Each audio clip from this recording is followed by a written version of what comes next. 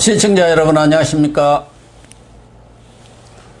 1월 11일 시사정담 시작하겠습니다. 시청자 여러분, 국민의힘 윤석열 후보의 신적폐 수사 발언을 빌미 삼아서 문재인 대통령이 대선 전국에 뛰어든 양상입니다.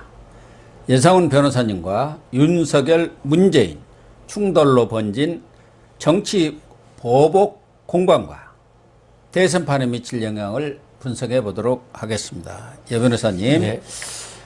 이 얘기를 하기에 앞서서 아주 최근에 나온 여론조사 내용을 간략하게 짚어보도록 하겠습니다. 그동안 윤석열 후보가 지속적으로 상승세를 기록을 해왔습니다만은 이제 상승이 급격한 상승은 멈추고 조금 완만하게 상승이 한없이 그렇게 올라가면 뭐 100% 넘게요. 그러니까 그래서 갤럽에서 8일에서 11일 조사한 게 있고 리서치비에서 9일에서 10일 그리고 MBS에서 같은 기간에 조사한 내용. 네. 그러니까 이 MBS는 4개 여론조사 기관에 함께 합동을 하는 여론조사입니다. 예. 그래서 갤럽은 지금 윤석열 37, 이재명 36, 예. 그리고 안철수 13입니다. 예, 예. 거의 뭐 오차 범위 내에 있고 붙어 있다고 할 수가 있는데 그럼에도 약간의 의미가 있어요. 그렇죠. 예. 그러니까 그 갤럽 같은 경우에 예. 윤석열 후보한테 항상 좀 낮은 수치, 좀 좀 불리하다가 불리한 여론조사 결과가 항상 나왔었죠. 뭐 우리 고 교수님 말씀대로 갤럽이 가장 그래도 이제 신빙성이 있는 세계적인 여론조사 기구니까.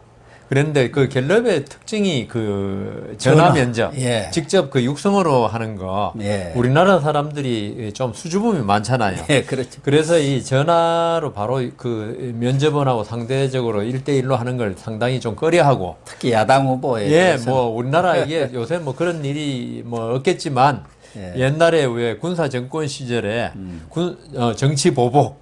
뭐 이런 내 번호 다 알고 있는데 내가 이렇게 윤석열 지지한다고 이야기하면 혹시나 불이익이 있지 않을까 그런 생각 뭐 많이 사라졌겠지만 아직도 그런 생각을 가진 사람도 있고 특히 연세 드신 분 층에서는 그게 좀 옛날 트라우마가 있잖아요. 그렇습니다. 그래서 그 전화고 끊어버려요. 저도 끊어버려요.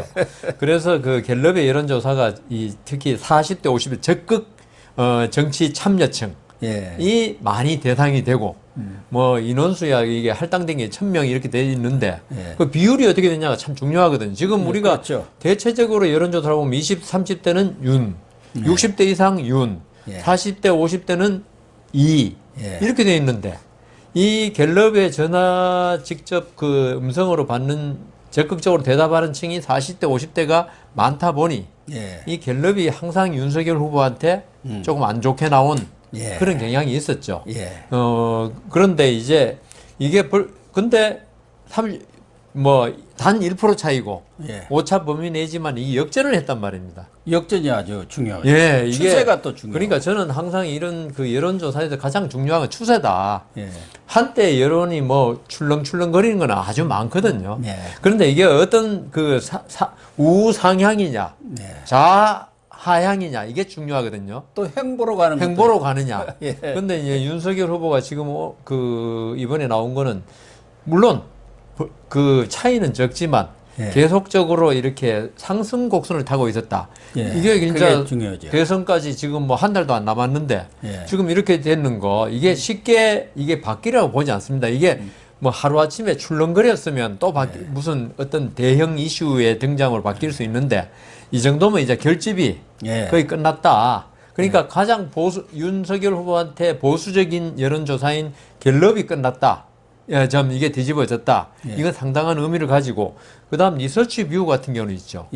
48대 36입니다. 여기는 뭐 워낙 이거는 워낙 뭐 ARS입니다. 그러니까 ARS는 조금 사람들이 좀 자유롭게 이것도 마찬가지로 전화번호 다 아는데도 직접 전화를 안 받으니까 12% 차이 나는 게 상당히 큰 차이죠. 오차 범위를 훨씬 뛰어넘는. 그래서 지금 대부분의 조사가 35대 35도 있고 MBS 같은 경우 여기 사기관 여가 제일 보수적입니다. 그러니까 안 나오는 거예요. 거의 윤석열 후보가 이긴 적이 없는데 여기도 지금 동률로 나왔습니다. 동률로 나온 거예요.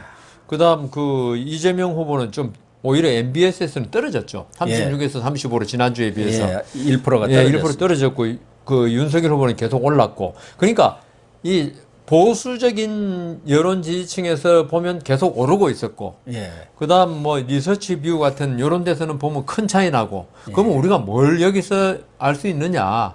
결국 윤석열 후보가 지금 오차 범위 외에서 예. 좀 앞서고 있지 않느냐? 그런 느낌을 많이 받습니다. 그러니까 갤럽만 보더라도 한 달 전 1월 첫째 주에 윤석열은 26%였습니다. 예. 그러면 지금 37%면 11%가 1% 올랐죠. 올랐는데 그 한 달 전에 이재명은 34%였습니다.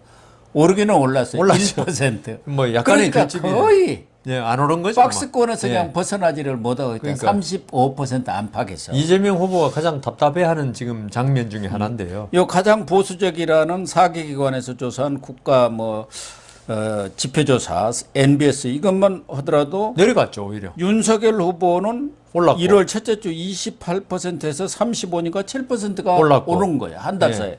근데 이재명은 36에서 35로 또 내려갔어요. 그러니까요. 1%지만은 예. 이게 의미가 전부 다 있다니까요. 예. 그런 게 있고 또 갤럽 조사에서도 보면은 안철수가 여기서 13%를 기록을 하고 있습니다. 가장 많이 나왔어요. 전에 17%도 까지 나왔었죠. 가장 많이 나왔죠. 갤럽에서. 예.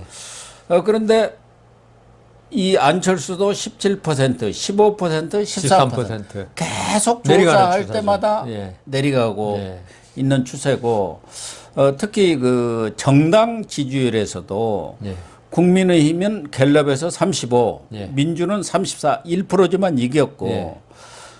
뭐 이 리서치뷰 같은 경우는 국민의힘이 42, 민주 33 예. 이렇게 해서 훨씬 앞서 있는 예. 것으로 지금 나와 있는데 오늘 아침에 이 어느 조간 예. 유력 조간 신문에 여론조사 전문 기자가 쓴 칼럼이 있더라고요. 예. 대선 분석. 예. 한 달 전에 예. 1위를 한 후보, 한 달 전에 제1등을 한 정당이 거의 대선에서 진 적은 딱 한 번밖에 없다. 예, 그대로 예. 이미 이제 한 달 전 되면은 거의 고정화돼 버린다. 예. 그래서 이 본선전에 들어가서 그게 바뀌는 일은 좀 드물더라. 그러니까 대형 뭐 악재 예. 이런 게 발생하지 않는 이상은 예. 거의 지금 한 달도 안 남았습니다, 사실은. 예. 2월 달은 28일이에요, 사실은. 그렇기 때문에 한 달도 안 남았는데 여기서 나타난 여론조사가 1%, 2% 차이 예. 별거 아니라고 하지만 아주 그게 큰 겁니다. 예, 고차가 돼 버린다는 거죠. 예, 이게. 고차가 예. 되면 2%, 1%만 그리고 한 표만 이겨도 이기는 거예요. 그러니까요. 특히나 한 달 전쯤 되면요. 네. 이미 전부 다 자기의 그 의사 결정을 마음속에 다 해놨기 때문에 해놨습니다. 예, 지금 그 고정화됐기 때문에 크게 바뀐 일은 없다고 보입니다. 또 하나 그 문재인 대통령에 대한 지지, 예. 이게 국정 운영을 잘한다. 갤럽 조사를 보면은 41, 1 나왔죠. 못한다가 52. 52입니다. 그래서 문재인 대통령은 꾸준히 40% 안팎, 예, 맞습니다. 특히 41이고 이재명은 36입니다. 예. 5% 차이가 지금 나고 그러니까요. 있는 거예요. 예. 그래서 지금 앞에 이제 이런 여론조사를 보고 뒤에 저희들이 본론으로 다루고자 하는 것이 바로 대선 후보와 대통령이 충돌하는 전대미문의 상황이 네. 왜 벌어졌겠느냐. 예. 이런 내용이거든요. 그렇죠. 사실 뭐 지금 문재인 대통령 청와대는 윤석열 후보가 중앙일보와 인터뷰에서 검찰을 이용해서 수많은 범죄를 저질렀다. 또 적폐가 있다면 당연히 수사를 해야죠. 그러나 그것은 정상적인 시스템에 법과 원칙에 따라서 하고 대통령은 관여하지 않는다. 이런 얘기를 했어요. 아주 원론적인 말을 했죠. 그걸 가지고 이게 바로 정치 보복을 하겠다는 거고 기획사정을 하겠다는 얘기 아니냐 예. 하면서 이 발끈하고 나섰습니다. 발권 정도 그거 아니고 예. 거의 뭐 경로라고 하죠. 경로 예. 왜 이렇게 청와대가 경로를 하고 그러니까 나서 이게 지금 뭐 국민의힘에서도 이야기하고 있지만은 예. 어떻게 보면 청와대의 대선 개입으로도 볼 수 있는 그런 문제거든요. 예. 김기현 원내대표나 그렇게 지금 주장하고 있지 않습니까? 지금까지 그 문재인 대통령이 잠잠했지 않습니까? 예. 하다가 요 문제 나오니까 지금 진짜 경로를 하고 예. 그다음 서면 인터뷰까지 각 언론기관하고 한 걸로 알고 있는데요. 예, 연합뉴스랑 예. 했습니다. 그래 이래가지고 문재인 대통령이 뭐이 오불가능 식으로 그렇죠. 예, 뭐 공정하게 해라, 뭐 엄정하게 해라. 그렇게 했는데 그러고 갑자기 이렇게 나왔단 말입니다. 예. 그거는 뭐 청와대에서는 뭐 공식적으로 이야기 안 하지만 이재명 후보의 어떤 당선을 바라겠죠, 당연히.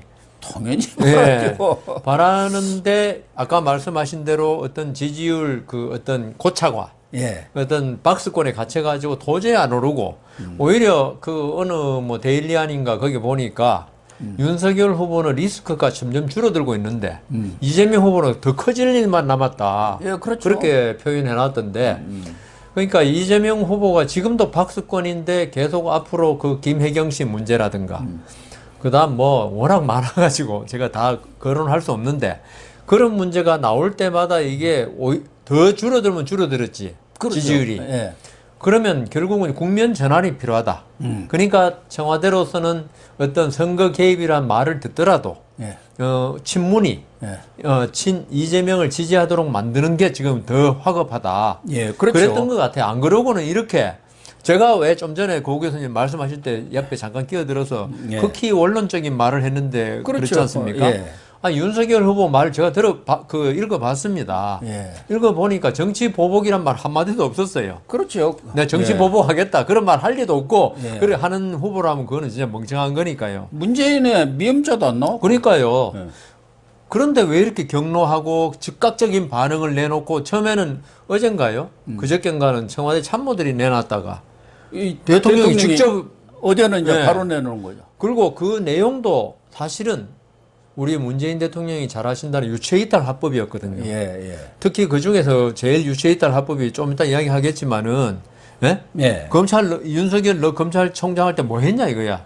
그래. 그때는 수사 안 하고 지금 무슨 그거 하냐는데 윤석열이가 수사를 뭐 울산 저기 선거 개입 다 했는데 그건 못하게 하려고 추미애 장관 갖다 놓고 그렇게 방해했는데 완전히 허수아비 검찰 검찰총장 만들어놓고 만들어버렸잖아요. 매일 식물총장 감사하고 만들어. 직무 배제하고 이래놓고 지금 너 그 왜 그때는 가만히 있다 지금 저는 이분이 진짜 유체이탈 합법이라 그러더만은 그거는 전혀 생각 안 하고 이렇게 좀 뭔가 그 잘못 생각하고 있는 게 아닌가 할 정도에 그러니까 그건 이제 나중에 말씀드리고 하여튼 전혀 지금 말이 안 되는 걸로 지금 경로를 하고 공격하고 있거든요. 예. 그건 결국은 이재명 후보에 대한 지지다. 예.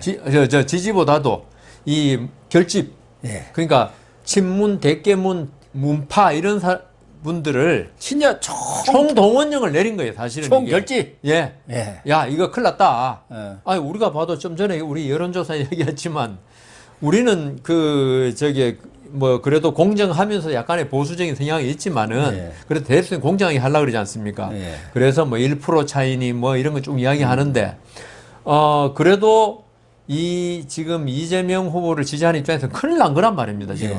예. 지금 비슷해도 나중에 어떻게 될지 모르는데 그래서 지금 문재인 대통령을 비롯한 여권, 청와대 지금 일치 단결해서 총 공격하고 있다. 이재명 후보도 그걸 이야기하더라고요.